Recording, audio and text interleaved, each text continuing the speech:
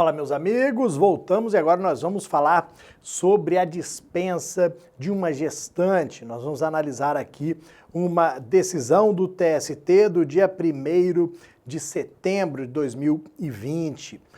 Vejam que nós sabemos que a gestante possui estabilidade provisória, da confirmação da gravidez até 5 meses após o parto, como dita a nossa Constituição Federal. Ou seja, ela não pode ser demitida sem justa causa. Então, se eu tenho uma gestante na minha empresa, eu não posso demiti-la sem justa causa. Mas ela pode pedir demissão. Não tem problema nenhum a empregada gestante renunciar à estabilidade pedindo demissão. Só que nós vamos ver nesta situação aqui que existe um procedimento. E na análise do caso concreto aqui do TST, nós vamos perceber que esse procedimento ele não foi respeitado. Que procedimento é esse? O que eu preciso ter de diferente para um pedido de demissão de uma gestante que possui estabilidade provisória e um pedido de demissão do Bruno que não possui estabilidade alguma? A diferença nós vamos perceber que consta no artigo 500 da CLT. Vamos dar uma lida aqui no nosso artigo 500, o pedido de demissão e homologação sindical. Vejam que o pedido de demissão tem que ser homologado. Vamos destacar aqui a redação do artigo 500. O pedido de demissão do empregado estável só será válido quando feito com a assistência do respectivo sindicato e, se não o houver, perante a autoridade local competente do Ministério do Trabalho, Previdência Social ou da Justiça do Trabalho. Então vejam que a nossa gestante aqui da situação analisada em setembro de 2020, ela pediu demissão. O pedido de demissão deveria ter sido homologado perante o sindicato da categoria dela. Nós vamos ver que pela leitura aqui da nossa notícia, isso não ocorreu. Bruno, se ela tivesse feito o pedido de demissão e ele tivesse sido homologado pelo sindicato, ele seria presumido válido? Sim. Eu até coloquei para vocês aqui que com a homologação do sindicato, a gente passa a presumir como válido o pedido de demissão. Mas há possibilidade de provar algum defeito naquele ato jurídico. O fato de nós termos aqui a homologação gera uma presunção, mas não é uma presunção absoluta, é uma presunção relativa de que o ato é válido, que não tem problema nenhum. Mas a gente poderia provar, por exemplo, uma coação, que aquela empregada estava sendo coagida a pedir demissão. Cabe essa análise por parte da Justiça do Trabalho? Cabe. Nós vamos ler a notícia aqui e nós vamos ver que havia uma alegação de coação.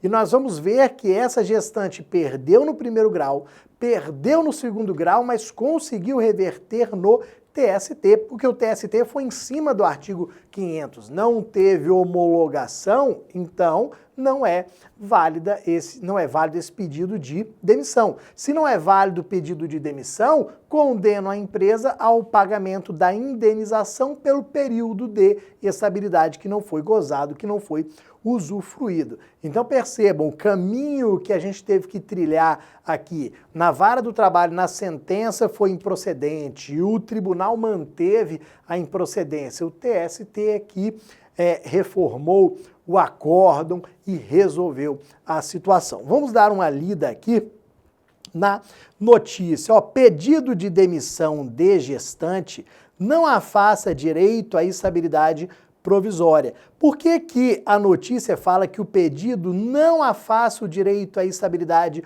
provisória? Porque esse pedido de demissão foi considerado nulo.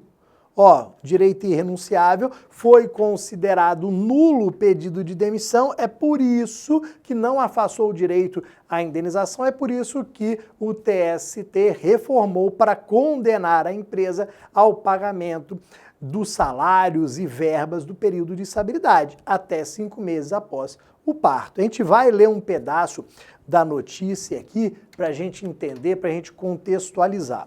Uma notícia do dia 1º 1º de setembro de 2020. A quarta turma do TST declarou nulo o pedido de demissão de uma atendente da empresa tal, restaurante tal, do shopping tal, em São Paulo, feito quando ela estava grávida. Então, declarou nulo o pedido de demissão quando ela estava grávida. Por quê? Qual foi a fundamentação? O colegiado se baseou no entendimento consolidado do TST para reconhecer o direito da trabalhadora à estabilidade provisória no emprego até 5 meses após o parto.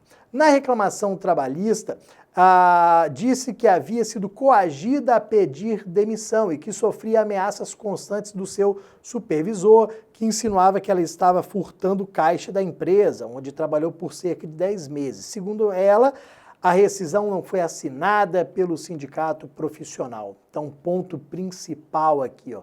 Havia uma certa coação, o supervisor ficava falando que ela estava furtando, para ela ficar com medo de uma justa causa, ficar com medo até de uma questão criminal e pedir demissão. Ela pediu demissão, só que não houve essa homologação, não houve essa assinatura pelo sindicato.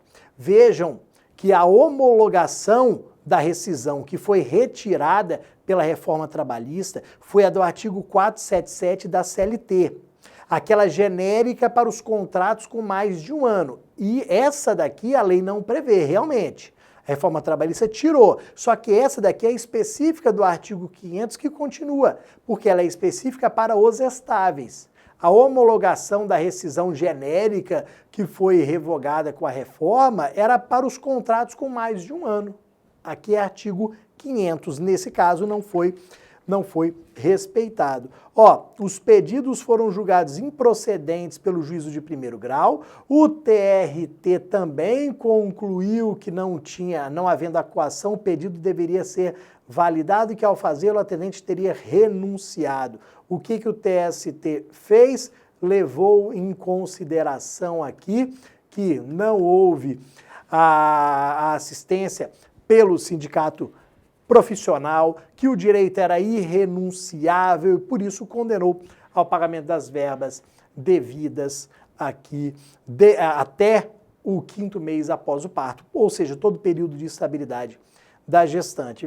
Então ficar muito atento aqui com esses procedimentos que servem para a proteção dos estáveis, que se não forem respeitados, o próprio artigo 500 da CLT fala que esse ato ele é nulo. Se ele é nulo, ele não vai produzir efeitos. Tá bom, meus amigos? Volto daqui a pouquinho. Um abraço.